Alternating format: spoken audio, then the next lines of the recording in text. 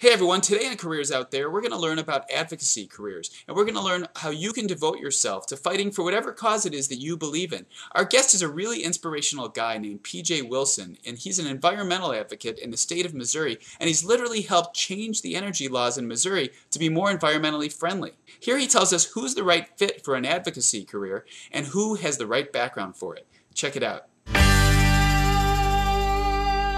Tell us about the right background for this kind of a path.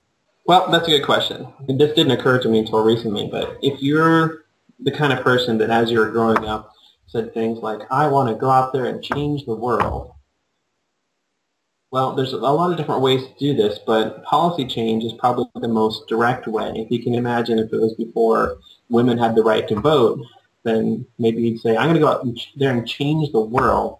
I am going to give women the right to vote. Well, that's policy change.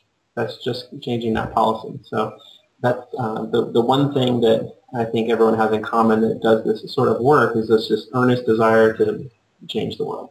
What frustrates me is when I see people that are upset about something and they just sort of complain and that's where it ends. And they say, well, and I was this person for a long time. Well, they should do this. Well, they should do that. Well, at some point you got to realize there is no they. You're the they. If you're not the they, no one's the they. But chances are, if you're upset about something, then there are hundreds of thousands of people out there that are upset about the same thing. So if you can find them, then it actually, instead of being upset, you can feel good about working towards some sort of change. But the only way you can do that is to understand how the system works. So it depends on what kind of change you want to make. For me, it helped a lot to work on renewable energy, to be a civil engineer, and to have been an installer of renewable energy. That gave me a lot of credibility. I wasn't just someone that was upset about something. I was someone that had experience in a field that I wanted to go change that field. So that's the best advice I can give, I guess, is like if you want to see change, if you want to change the world, then you got to figure out how the world works.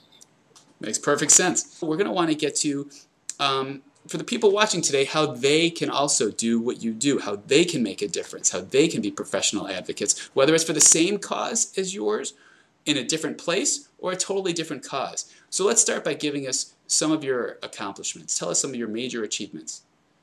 Recently, I was responsible for a statewide ballot initiative in Missouri that requires utility companies that provide electricity to provide a lot more of that electricity from renewable energy resources. They have to go from 0.01% of their electricity coming from renewable energy, like solar panels and wind turbines, to 15% of the energy coming from those sources in the next 10 years. So we put that issue on the ballot. We asked Missouri voters, would you like to see 15% of Missouri's electricity come from renewable energy? And they said yes.